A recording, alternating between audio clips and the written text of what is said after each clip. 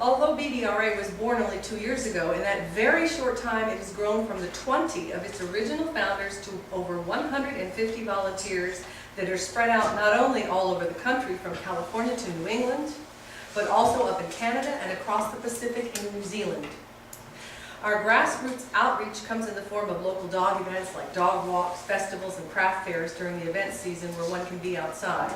We set up tents and displays and have materials to educate the public about blind dogs, very much like I have with me this evening. But the most important part of our outreach is our internet presence. We're dedicated to helping blind and visually impaired dogs by rescuing dogs in shelters, assisting blind dog owners, and educating the public about these wonderful dogs. We are all volunteers, and nobody in the organization is paid, from the most basic volunteer all the way up to the board and its officers. Everyone dedicates their time and their hearts completely. To give you an idea of the scope of what we can do, here's a heartwarming and unusual story that actually made the news. He got lost 2 months ago, but today this Siberian Husky finally returned home to his family in South Lake. His owners say they spent weeks searching everywhere for him. They never expected to find him in Pennsylvania. The family says it almost lost its pet for good, but as CBS 11's Andrea Lucia reports from across the country, one woman stepped in to save him.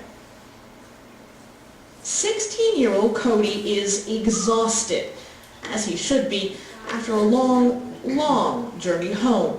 He just happens to find his way out of the backyard. His big adventure started 2 months ago when a storm damaged this fence. He got out, couldn't find him anywhere. It wasn't the first time he escaped, but it was the first time he didn't reappear. After a couple or 3 weeks, we started to get pretty discouraged, and we didn't think we were going to get him back. And his family knew it was unlikely Cody would find his way back. With old age, he's become both blind and deaf. It's very distressing to lose a dog that you've had for 16 years. It's like losing a part of your family. This week, a neighbor suggested the Stevenson family visit the one shelter they happened to miss in all their searching. Volunteers here didn't have Cody, but they did know exactly where he was. 1,500 miles away in Philadelphia. Philadelphia? Cody's family learned the shelter had planned to put him down 5 weeks ago, but it waited one more day, just enough time for Karen Belfi to find him. I said I have to foster this dog. Belfi runs an organization dedicated to blind dogs, and through her contacts found Cody and arranged his cross-country trip. Having somebody in Philadelphia that saved you, that to me is amazing. I think I might have thanked her many times, but I don't know that you can actually put in words the gratitude that you have for that. It's very difficult. Thursday, John Stevenson flew north to drive his best friend back. And the moment Cody stepped on familiar turf, this old dog just knew. His tail popped up and his ears popped up, and he knew where he was, and he kind of bounced. It was definitely a recognition of being home.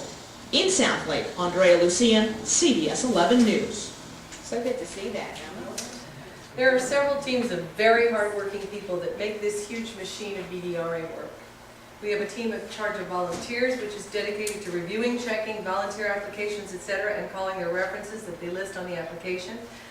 Our volunteers must complete a check almost as thorough as our prospective adopters. And our adoption team is in charge of the applications for adopting our dogs. They review, gather information about prospective adopters, and set up home visits by a qualified BDRA representative.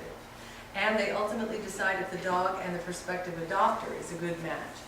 I remember asking Sheila when she told me that Virgil was going to be coming to us, and then later on, after we found he was such a perfect match, I said to her, "Do you always get this right?" And she said, "We sure tried to." We have an enormous financial commitment, which would be impossible to maintain without the dedicated team of people involved in putting together fundraisers and the various events we participate in around the country. There are several event coordinators for different areas and states. I was made the event coordinator for Rhode Island because my husband and I are today the only 2 volunteers in Rhode Island. So, by default, I won. We must take in well over $100,000 a year to run and maintain the amazing amount of work that we sustain as a group. Much of this comes from fundraisers such as Yankee Candle fundraising, special fundraising dinners, private donations, grants, and events such as the one I spoke of earlier. Adoption fees also bring in some money, but they're still much less than most rescues charge, and they do not even begin to cover the cost of even the vet expenses. A BDRA dog is fully vetted and taken care of before ever being put up for adoption. There should be no surprises once you receive the dog. There are no present underlying conditions that are not disclosed, and most have already started to be treated or their condition has been completely resolved. No dog will be available for adoption that is not in a stable and healthy condition. We're lucky to have some of our vet expenses offset by some vets who give a rescue discount, and also a special friend of our rescue by the name of Dr. Glickstein in Philadelphia.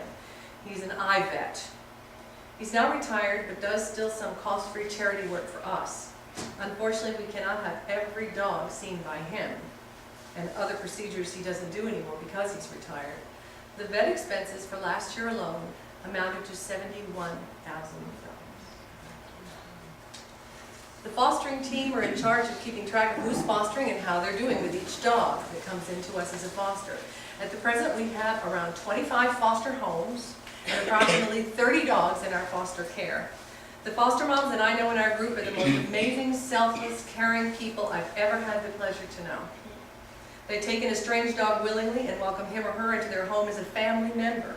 Most fosters have multiple dogs, so they must have adequate space and a way of keeping some separate at times. There is much care and rehabilitation to do on many of them, as some have only known a life chained in a yard, locked in a basement, or shut up, sequestered in a bathroom.